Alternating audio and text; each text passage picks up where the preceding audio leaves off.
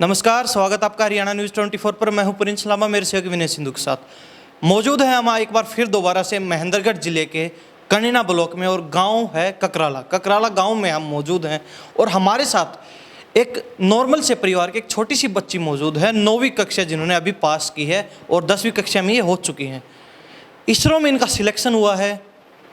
बहुत ही एक कमाल की बात है, एक अनोखी बात है, क्योंकि इतने छोटे बच्चे इतने छोटे स्तर पर ही इतने बड़े बड़े जो है मुकाम हासिल कर रहे हैं। और महेंद्रगढ़ की बात करें तो हमेशा से ही महेंद्रगढ़ शिक्षा का हब रहा है। पूरे भारत में महेंद्रगढ़ ने एक अलग पहचान बनाई है अपनी शिक्षा के हब में। चाहे बात करें यूपीएससी की, आईएएस आईपीएस की, नेट जेआरएफ, किसी भी परीक्षा की, किसी भी कॉम्पिटिटिव एग्जाम की बात कर ले, हमेशा महेंद्रगढ़ के बच्चे, महेंद्रगढ़ के विद्यार्थी, महेंद्रगढ़ के छात्र अव्वल रहते हैं हर चीज़ में। और एक बार फिर जो इसरो की तरफ से जो एग्जाम हुआ है उसमें भी महेंद्रगढ़ के बच्चों ने कमाल कर दिया, क्योंकि पूरे भारत से लाखों बच्चों ने इस एग्जाम को दिया और उसमें से मात्र 350 बच्चों को छांटा जाता है पूरे भारत से।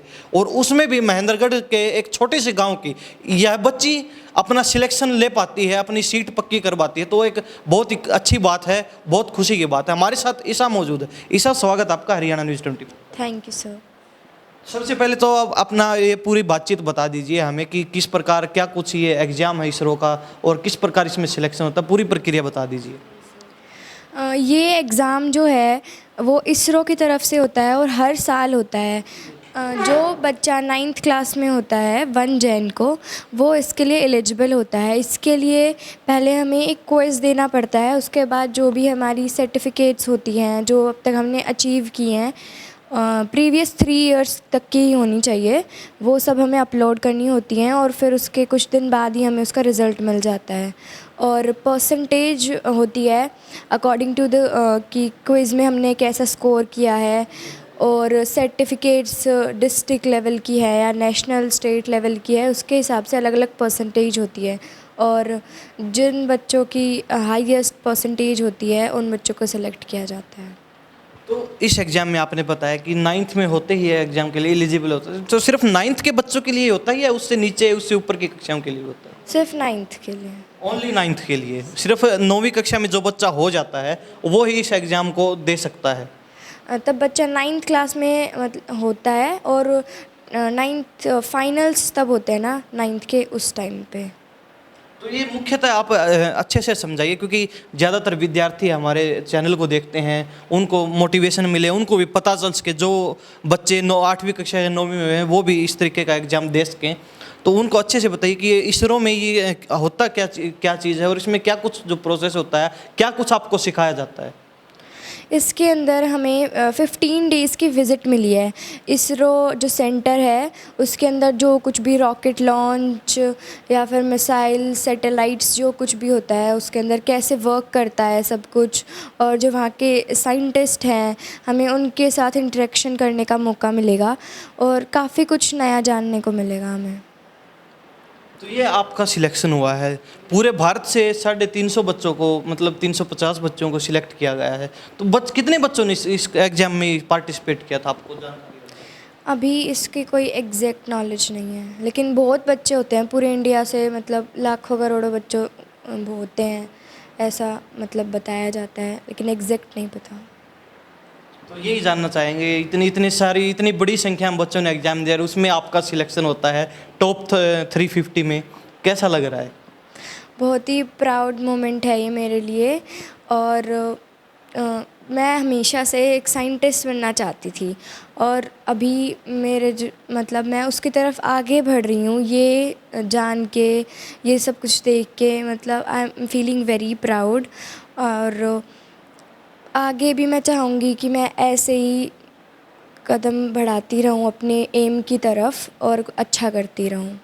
तो जब आपके पेरेंट्स को, आपके मम्मी पापा को, दादी भी साथ में बैठी है, विनय सिंधु दिखा दीजिए, पूरी फैमिली हमारे साथ मौजूद है इनकी, तो जब इन सभी को पता चला, पूरे परिवार को, कि हमारी बच्ची ने लाखों बच्चों को पीछे छोड़ के और टॉप लिस्ट में अपना नाम शामिल कर लिया है, तो क्या रिएक्शन था सभी का?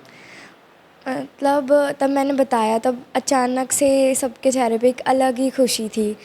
किसी को यकीन नहीं हो रहा था शुरू में कि ऐसा कुछ भी हो सकता है, बट वो अलग लेवल की खुशी होती है, तब हमें पता चलता है ना कि ऐसा कुछ हो गया, तो सब लोग बहुत खुश थे मेरे लिए। तो जब आपने एग्ज़ाम दिया, जो पूरा प्रोसेस था उससे आप गुजरे, ये जो सिलेक्शन के लिए, तो तब आपको पता था कि पूरा पूरा पक्का आपके दृढ़ निश्चय था कि हमारा सिलेक्शन पक्का है इस चीज़ में, या कुछ थोड़ा 19-20 लग रहा था? नहीं, मुझे पूरा कॉन्फिडेंस था कि मेरा हो जाएगा। हो जाएगा। Yes sir. अच्छा, इसके बारे में आपको जानकारी कैसे मिली? क्योंकि 8वीं 9वीं कक्षा के बच्चे, उम्र कितनी है आपकी? 14 ईयर्स। 14 ईयर, बिल्कुल छोटे बच्चे हैं आप, छोटी सी उम्र है आपकी। तो इस इतनी कम उम्र में आपको इतनी ज़्यादा नॉलेज है कि हमें ये एग्ज़ाम देना है, हमें इस चीज़ में जाना है, इस फील्ड में जाना है, तो ये रुचि कैसे बनी आपकी? थर्ड क्लास से ही मैं एक साइंटिस्ट बनना चाहती थी। हर साल जो इसरो है वो युविका का प्लेटफॉर्म प्रोवाइड करता है बच्चों को, तो तब से ही हमने इसके लिए जो सर्टिफिकेट्स हैं वो कलेक्ट करना शुरू कर दिया था। अदर एक्टिविटीज़ में पार्ट लेते थे, लेकिन अभी ज़्यादा एक्टिविटीज़ में पार्ट लेना इम्पॉर्टेंट हो गया था, क्योंकि सर्टिफिकेट बहुत ज़्यादा मैटर करती हैं। पहले भी बच्चों ने किया है यहाँ से, लेकिन कुछ सर्टिफिकेट्स ना होने की वजह से उनका सिलेक्शन नहीं हो पाता था। अदर एक्टिविटीज़ किस किस चीज़ की इसमें आपको आवश्यकता पड़ती है? जैसे कि स्पोर्ट्स, और जो साइंस फेयर होते हैं या फिर साइंस एग्जीबिशंस होते हैं, उन सब की हम सर्टिफिकेट्स की ज़रूरत पड़ती है। आपने भी स्पोर्ट्स में पार्टिसिपेट किया है? यस कौन सर। सा गेम आपने सिलेक्ट किया था? आर्चरी। आर्चरी। तो उसमें आपने कौन से लेवल तक आप पहुँचे आर्चरी? मैं स्टेट गई थी, लेकिन अभी स्टेट में कुछ पोजीशन नहीं रही थी, तो अभी पार्टिसिपेटेड थे? हाँ, बस पार्टिसिपेशन का था स्टेट का, तो और डिस्ट्रिक्ट में पोजीशन थी फर्स्ट, तो डिस्ट्रिक्ट की सर्टिफिकेट मैंने अप्लाई की थी उसमें। तो कहीं ना कहीं स्टेट लेवल पर आर्चरी में आपकी पोजीशन नहीं है, लेकिन वो जो आपने पार्टिसिपेट किया वो आपके लिए बेनिफिशियल रहा इस चीज़ में। Yes sir. और जो साइंस फेयर और एग्जीबिशन का है, सेंट्रल यूनिवर्सिटी हरियाणा, उसके अंदर मेरी सेकंड पोजीशन थी, तो वो नेशनल लेवल की सर्टिफिकेट थी मेरे पास, जो मुझे काफ़ी हेल्प की जिसने मेरी। और वो सर्टिफिकेट मुझे कुछ टाइम पहले ही मिली थी, वो सर्टिफिकेट, उसमें मैंने पार्टिसिपेशन किया था। तो स्पोर्ट्स में आप अभी भी लगे हुए हैं लगातार? नहीं, अभी मैंने थोड़ा ड्रॉप लिया है स्पोर्ट्स से, क्योंकि फिर वो सब मैनेज होने में थोड़ा प्रॉब्लम हो रहा था कि स्पोर्ट्स को भी टाइम चाहिए, फिर स्कूल टाइम, स्पोर्ट्स, और फिर अभी टाइम। आपके बोर्ड की क्लासेज भी आ गई आप? हाँ, वैसे स्पोर्ट्स में मतलब ऐसे घर पे ऐसा होता है, लेकिन थोड़ा वो वाला काम रिड्यूस कर दिया जो वहाँ स्कूल में होता था ना, वो थोड़ा। तो कहीं ना कहीं ये एग्ज़ाम हुआ, उसके बहाने आपको हर एक्टिविटीज़ में पार्टिसिपेट करने का मौका मिला, तो आप कितना सही मानते हैं इस चीज़ को कि पढ़ाई के साथ साथ सारी एक्टिविटीज़ कितनी ज़रूरी है? पढ़ाई के साथ साथ हर एक्टिविटी ज़रूरी है। मैं हमेशा से ये मानती थी, क्योंकि सिर्फ पढ़ाई सब कुछ नहीं होती है। क्योंकि अभी आपको भी पता है कि बोर्ड्स के जो मार्क्स हैं वो कुछ मैटर नहीं करते हैं, एंट्रेंस एग्ज़ाम ही होता है। तो एक्टिविटी बहुत ज़रूरी होती है अकॉर्डिंग टू मी। हर बच्चे को हर एक्टिविटीज़ में पार्ट लेना चाहिए, जो भी उनका स्कूल ऑर्गेनाइज़ करवाता है, या फिर जो भी एक्टिविटीज़ में वो पार्ट ले सकते हैं, क्योंकि आगे नॉलेज बेस्ड स्टडी मैटर करती है, प्रैक्टिकल बेस्ड, तो उसके लिए एक्टिविटीज़ बहुत इम्पॉर्टेंट है। तो इनकी माता जी हमारे साथ मौजूद हैं। जी, क्या नाम है आपका? मेरा नाम पूनम यादव है जी। पूनम जी, जब आपको पता चला कि हमारी बच्ची का सिलेक्शन हो चुका है इसरो की तरफ से, जो एग्ज़ाम हुआ था उसमें, तो कैसे, क्या रिएक्शन था, कितनी खुशी हुई आपको जब आपको एकदम से पता चला? हाँ जी, बेटी का जब इसने युविका में जैसे फॉर्म अप्लाई किया था, तो ये मेरे को अब की बार पता नहीं क्यों इतना कॉन्फिडेंस पहले से ही कह रही थी कि मम्मा आप देखना अब की बार मेरा 100% हो जाएगा। तो मैंने कहा था ठीक है बेटा देखते हैं। तो मैं भी काम में लगी हुई थी, तो इसने मेरे को बुलाया कि मम्मा एक बार इधर आना। तो मैं जैसे अंदर गई तो इसने बताया मम्मी मेरा सिलेक्शन हो गया, तो मैंने इसको गले से लगा लिया। मतलब बहुत ही अच्छा लगा मुझे। माँ बेटी का तो रिश्ता एक अलग ही होता है, सारे रिश्तों से सबसे बढ़ के माँ बेटी का रिश्ता होता है। बेटी का माँ से ही सबसे ज़्यादा लगाव और जुड़ाव भी होता है। तो कहीं ना कहीं आंखों में आंसू तो ज़रूर आए होंगे आपके भी? बिल्कुल आए, और है ना मतलब इनका जो कॉन्फिडेंस है वो मेरे लिए बहुत मैटर करता है कि इतनी सी उम्र में इतना ज़्यादा कॉन्फिडेंस अपने आप में एक बहुत अहम बात होती है। और दूसरा इसका मेरे से बहुत ज़्यादा लगाव है, मतलब हर छोटी से छोटी बात शेयर करना, स्कूल में आज क्या हुआ था, टीचर ने क्या कहा था, क्या मैं करने जा रही हूँ, वो सब मेरे से शेयर करती है। और इसके लिए मैं पूरा वो तैयार करती हूँ कि आपको किस टाइम टेबल पे क्या करना है, क्या खाना है, ये सब मैं डिसाइड करती हूँ। टाइम टेबल आपको ये डायरी नोट करनी है। जब इसका टाइम फ्री होता है जैसे स्टडी के अलावा, तो फ्री टाइम जब भी होता है तो ये मोटिवेशनल बुक्स पढ़ती हैं।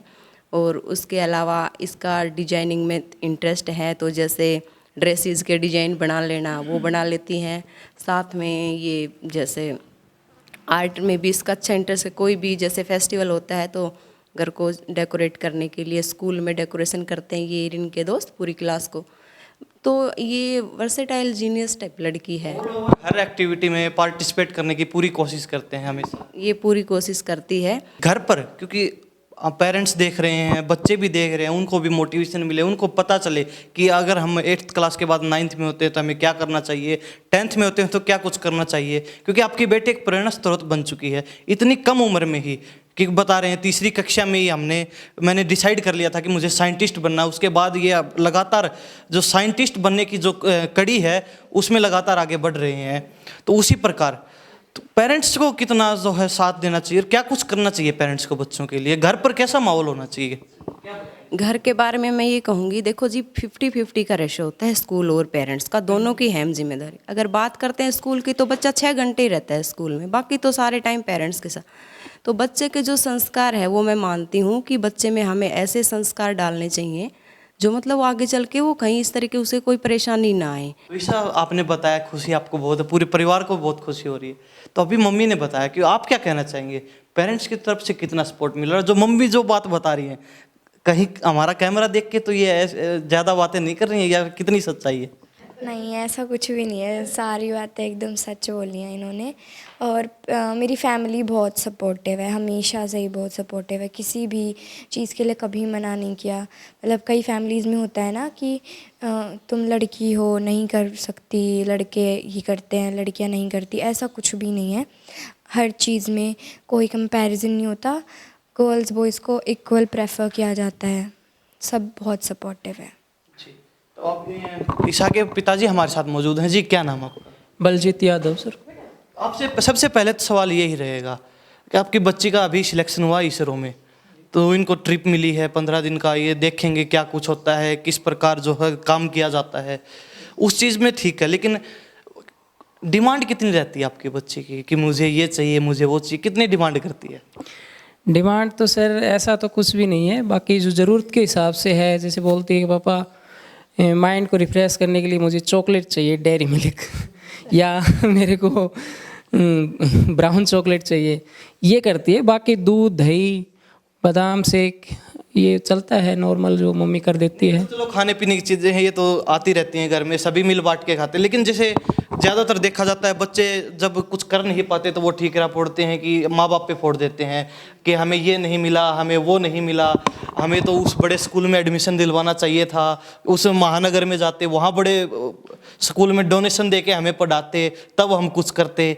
तो इस चीज़ को लेकर क्या कहें, कितनी डिमांडेबल रहती है कि मुझे भी इतने महंगे जूते चाहिए स्कूल के लिए, इतनी महंगी ड्रेस चाहिए, कोट पैंट चाहिए, कितनी डिमांड रहती है? नहीं सर, इस प्रकार की कोई डिमांड नहीं होती। हाँ, पढ़ाई से रिलेटेड जैसे वाईफाई की डिमांड थी कि वाईफाई लगवाओ पापा, नेट नहीं आता है मेरी क्लास के दौरान, तो क्लास मिस हो जाती है, तो वाईफाई की व्यवस्था मैंने करवा दी। ये छोटी छोटी डिमांडें होती है जो उसकी ज़रूरत के हिसाब से, यानी ख्वाहिश के हिसाब से कोई डिमांड नहीं करती कभी भी।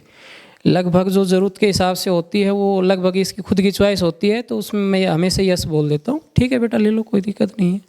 तो यही हमारा कर्तव्य बनता है कि भाई इनकी जो ज़रूरतें हैं वो पूरा करते हैं। बाकी इसकी ज़रूरतें वास्तव में ही बहुत लिमिटेड है। जब आपको पता चला कि बेटी का रिजल्ट आ गया और उन्होंने बताया कि मेरा सिलेक्शन हो चुका है, तब कहाँ बाहर से आए थे या घर पर ही थे, कैसे पता चला, क्या रिएक्शन था आपका? सर मैं लगभग तो बाहर रहता हूँ, कुछ टाइम के लिए घर पे रहता हूँ। बाकी मेरे को शाम को पता चला था, तो बोली पापा मेरा सिलेक्शन हो गया है। तो बहुत अच्छी बात है बेटा, ये तो मैंने तो सोचा नहीं था इतना बड़ा अचीवमेंट आप जल्दी हासिल कर लोगे, क्योंकि ये तैयारी करती रहती थी, लैपटॉप के ऊपर इसकी ऑनलाइन क्लासेस चलती रहती थी, सर्टिफिकेट भी आ जाती थी ऑनलाइन। तो ठीक है, नॉर्मल वे में चल रहा होगा, मगर इतना बड़ा अचीवमेंट करना मेरे लिए सोचने पे एक बार मजबूर किया। तो मैंने उसको नॉर्मली लिया कि मजाक कर रही है। तो फिर उसके बाद मैंने देखा तो बोली पापा ये देखो ये स्टेटस लगा रखा है, तो वो स्टेटस देखा, मैंने पढ़ा, तो वास्तव में हो गया। तो इससे पहले इसने कोई डिमांड नहीं की। फिर मैंने सोचा, इसने उस टाइम मेरे से एक डिमांड करती थी चॉकलेट के लिए, वो भी नहीं की, तो मेरे को और भी अच्छा फील हुआ। फिर जाते टाइम मैंने इसको कुछ पूरे परिवार से छुपा के इसकी पॉकेट मनी मैंने दी। इसने वो स्कूल में जैसे भी जो भी इनके यार दोस्त थे उसमें पार्टी सार्टी जो भी इसके हिसाब से इसने किया। वैसे बेटी का जुड़ाव माँ से ज़्यादा होता है, लेकिन यहाँ माँ से ज़्यादा पिता ज़्यादा खुश दिखाई दे रहे हैं। आंख में थोड़ा पानी आ गया क्योंकि खुशी इतनी है कि खुशी के आंसू रोक नहीं पा रहे हैं अपने। हालांकि रिजल्ट 2-4 दिन पहले आया था, लेकिन अब भी इनको इतनी खुशी है कि ये भावुक हो गए बताते बताते सारी बातचीत। तो ये माँ से ज़्यादा लगाव होता है, लेकिन यहाँ आपका लगाव ज़्यादा दिखाई दे रहा है बेटी। ऐसा तो कुछ नहीं है सर, लगाव तो दोनों का ही है।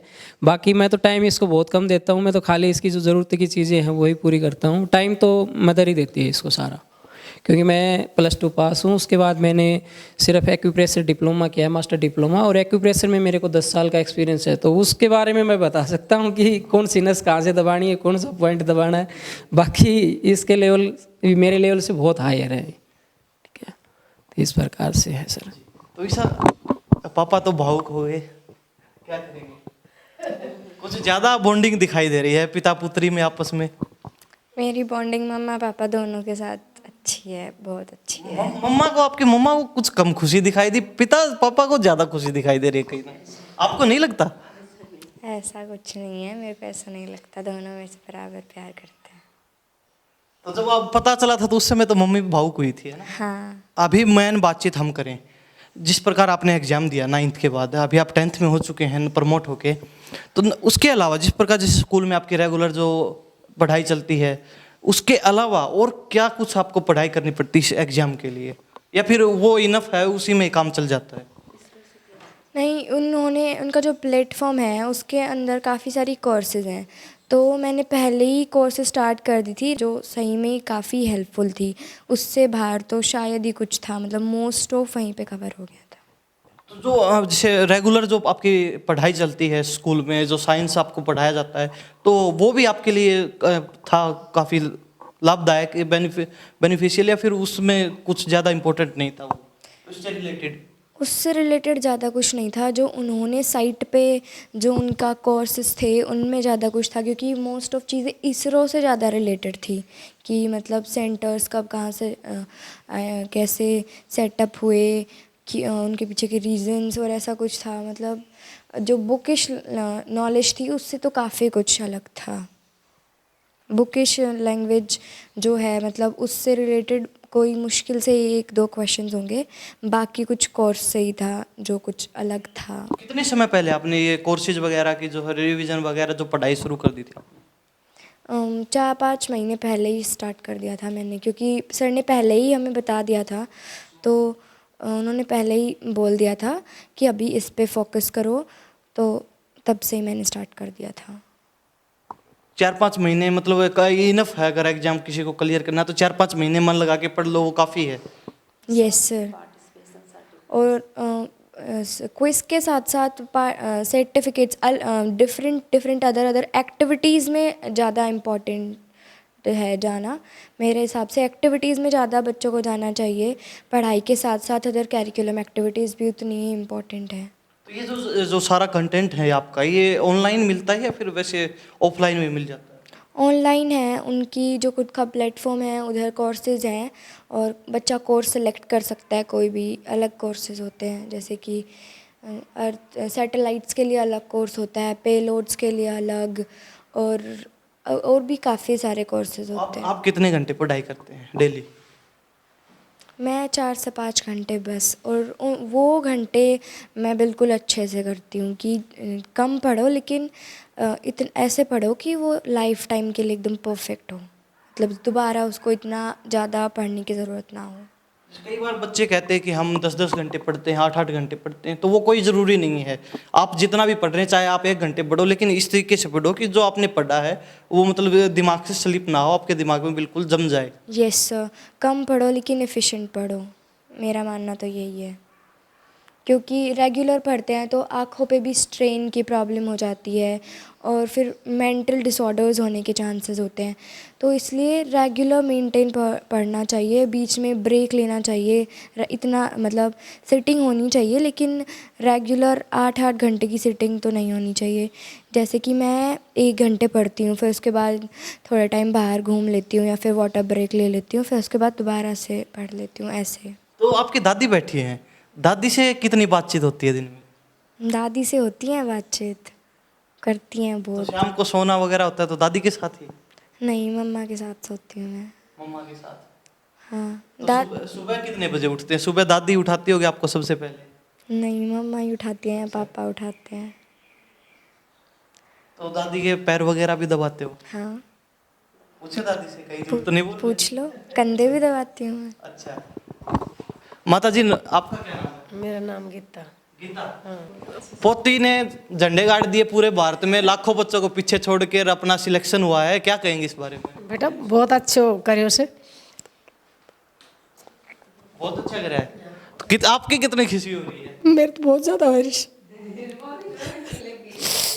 बहुत ज़्यादा बारिश बेटा। आप तो भावुक हो गए। अब भावुक क्यों हो रहे हो? खुशी का मौका है ये तो। ना खूब अच्छा करे उसे, और बेटा बहुत प्यार तो बोले, बहुत काम करे सारा दिन। तो आपकी ये पोती कह रही है कि मैं पैर दबाती हूँ, कंधे दबाती हूँ, सही कह रही है या वैसे? कह रही से कति गलत ना कह रही बेटा। और खान पीन में दाव में तो खूब अच्छी तरह रखू सन, सारो कुण वो परिवार में मिलजुल कर आस बहुत रोशन नाम करती। ये दादी जी हैं, क्योंकि दादी का अपने बेटों के बाद पोते पोतियों से ज़्यादा लगाव होता है, क्योंकि वो एक जब छोटे बच्चे होते हैं तो उनसे ज़्यादा लगाव रहता है, क्योंकि अक्सर देखते हैं दादा होता है या दादी होती है तो पोते पोतियों से कुछ गहरा लगाव होता है, माता पिता से बढ़ के। तो ये कहीं ना कहीं इनकी जो खुशी के आंसू रोक नहीं पा रही है। अपनी खुशी इतनी ज़्यादा है कि ये भावुक हो गई है हमसे बातचीत कर, पहले ही सवाल में भावुक हो गई, तो अब इनसे ज़्यादा बातचीत तो क्या करेंगे, और ज़्यादा भावुक हो जाएंगी। तो आप सभी का बहुत बहुत धन्यवाद बातचीत के लिए। ईशा, और क्या कहेंगे चलते चलते? कुछ कहना चाहेंगे स्टूडेंट्स को, या फिर जो आपके पेरेंट्स आपको जो माहौल दे रहे हैं, और पेरेंट्स को क्या कहेंगे? कई बार पेरेंट्स बच्चों को फोर्स करने लग जाते हैं कि आपको सिर्फ यही करना है, तो वो कितना सही मानते हैं? वो बिल्कुल गलत है। सभी पेरेंट्स को अपने बच्चों को समझना चाहिए कि उनका इंटरेस्ट कहाँ है, वो क्या करना चाहते हैं, और सभी पेरेंट्स को अपने बच्चों को सपोर्ट करना चाहिए। जिस भी फील्ड में वो जाना चाहते हैं, सब पेरेंट्स को अपने बच्चों को सपोर्ट करना चाहिए, मेरा मानना यही है। और किसी भी बच्चे को अपने आप को कम नहीं समझना चाहिए, क्योंकि अभी मैंने बताया हर कोई अलग होता है। ज़रूरी नहीं है कि मैं साइंटिस्ट बन रही हूँ, क्या पता किसी बच्चे का किसी और चीज़ में इंटरेस्ट। आपके पेरेंट्स ने फोर्स तो नहीं किया कि आपको साइंटिस्ट बनना है? नहीं, मेरे पेरेंट्स ने मेरे को कभी फोर्स नहीं किया। मैंने 3rd क्लास से ही उन्हें बता दिया था कि मेरे को साइंटिस्ट बनना है, और तब से ही मतलब वो मेरे सपोर्ट में है कि ठीक है आपको साइंटिस्ट बनना है। 3rd क्लास में कैसे लगा कि मुझे साइंटिस्ट बनना है? ये कैसे आपने डिसाइड कर लिया? क्योंकि 3rd क्लास तो बच्चे को कोई ज्ञान भी नहीं होता है, वैसे ही स्कूल में आना जाना, अपनी मस्ती में रहते हैं छोटे बच्चे। तो आपने कैसे डिसाइड कर लिया मुझे साइंटिस्ट बनना है? क्योंकि बचपन से मेरा साइंस में बहुत इंटरेस्ट था, क्योंकि जो आसपास जो चीज़ें होती हैं तो मेरा यही होता था कि मतलब क्यों होता है ये, रीज़न जानना। तो क्योंकि हर चीज़ के पीछे साइंस है, तो हमेशा से मैं रीज़न जानना चाहती थी, और फिर मैंने डिसाइड किया कि मैं साइंटिस्ट बनूँगी। उसके बाद आपका जो है डिसीजन चेंज नहीं हुआ? क्योंकि बच्चे सोचते हैं पहली कक्षा में होते तो मुझे ये बनना है, क्योंकि ज़्यादातर लड़कियां कहती हैं कि हमें तो टीचर बनना है, क्योंकि टीचर को देखते हैं अपने पढ़ाते हुए, तो हमें तो टीचर बनना है। लेकिन आपने कुछ अलग सोचा है, तो कभी आपका चेंज नहीं हो डिसीजन? भाई पहले आपने कहा साइंटिस्ट बनना, उसके बाद टीचर बनेंगे, फिर आर्मी में जाएंगे, ऐसा कभी मतलब उतार चढ़ाव नहीं हुआ? नो सर, कभी नहीं हुआ। मतलब बिल्कुल फिक्स कर दिया, पक्की मोहर लगा दिया कि हमें तो साइंटिस्ट ही बनना है? यस सर, एकदम। क्योंकि अगर हम चेंज करते रहेंगे तो फिर नहीं हो पाता वो। हमें हमेशा से अपने एम को सामने रख के चलना पड़ता है कि हमें यही बनना है, और उसी के ऊपर काम करना होता है। एकदम प्लान करके सब कुछ करना पड़ता है। चलो, बहुत लंबी बातचीत होगी। बाकी जो सारी बातचीत होती हैं आमतौर पर जो बच्चों के सवाल होते हैं तो वो हमने ईशा से किए हैं। इनके पेरेंट्स हमारे साथ मौजूद हैं, उनसे भी सारी बातचीत की, किस प्रकार पेरेंट्स को माहौल देना चाहिए। और एक मुख्य बात जो इनकी माताजी ने कही है कि बच्चों को पढ़ाई से ज़्यादा संस्कार जरूरी हैं। आप गुणवान बनाइए, पढ़ाई इतनी मैटर नहीं करती। अगर बच्चे में संस्कार नहीं होंगे तो वो कहीं ना कहीं गलत कदम ही उठाएगा, चाहे उसको कितना भी पढ़ा लिखा लीजिए आप। और इसके अलावा इन्होंने साफ कहा है कि पेरेंट्स बच्चों पर ध्यान भी रखें, क्योंकि ये ही ना समझें कि हमने बच्चे को स्कूल भेज दिया, आके वो पढ़ रहा है, मोबाइल में अपने ऑनलाइन क्लासेज ले रहा है, तो कोई ज़रूरी नहीं है कि बच्चा उसमें और कुछ भी कर रहा हो। क्योंकि आजकल अक्सर देखा जाता है कि समाज में कितने जो है दुष्प्रभाव पड़ रहा है इन चीज़ों का। तो ये कहते हैं कि पेरेंट्स को अपने बच्चों पर भी पूरा ध्यान रखना चाहिए कि हमारा बच्चा क्या कुछ कर रहा है, उसकी पूरी जानकारी पेरेंट्स को भी होनी चाहिए, एक शेड्यूल फिक्स होना चाहिए पेरेंट्स की तरफ से भी। हाँ, और मुख्य बात जो है ईशा ने भी कही है कि पेरेंट्स बच्चों को ज़्यादा फोर्स नहीं करना चाहिए। अगर उसकी जो इच्छा है उसको वो करने दिया जाएगा तो कहीं ना कहीं वो बहुत अच्छा कर पाएगा उस चीज़ में और अपने माता पिता का नाम रोशन जरूर करेगा। तो इन्हीं सब बातों के साथ मैं प्रिंस लामा, मेरे सहयोगी विनय सिंधु के साथ हरियाणा न्यूज़ 24। नमस्कार, जय हिंद।